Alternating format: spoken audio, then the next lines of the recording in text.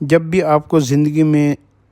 پنجابی میں کہتے ہیں تتی ہوا لگے، گرم ہوا لگے، غم آنے لگیں، مشکلات آنے لگیں، حالات آپ کے قابو سے باہر ہونے لگیں، تو آپ سب سے پہلے 2 نفل صلاۃ التوبہ، صلاۃ الشکرانہ، صلاۃ الحاج پوری نیت کر کے، تینوں نیتیں کر کے 2 نفل پڑھیں، اور اس کے بعد جو ہے نا آپ درود شریف پڑھیں۔ درود شریف پڑھ کر آپ اس دعا کو پڑھیں: اللہم انی اسألک بسمک العظیم، بسم اللہ الرحمن الرحیم، الذی لا الہ الا هو عالم الغیب والشہادۃ هو الرحمن الرحیم، واسألک بسمک بسم اللہ الرحمن الرحیم، الذی لا الہ الا هو الحی القیوم لا تأخذہ سنۃ ولا نوم، الذی ملأت عظمتہ السماوات والارض، واسألک بسمک بسم اللہ الرحمن الرحیم،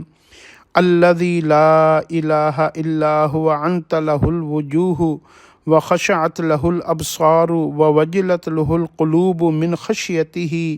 ان تصلی علی محمد وعلی آل محمد، وان تعطینی مسألتی وتقضی حاجتی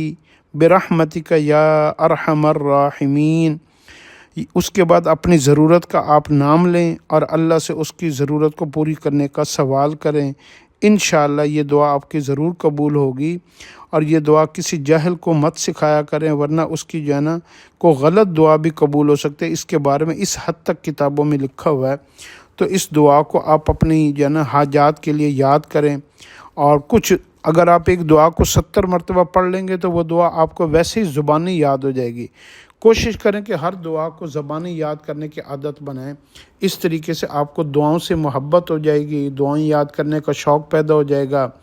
اور انسان کا جو ذوق بن جاتا ہے نا، پھر اس کا حشر بھی اس کے مطابق ہوتا ہے۔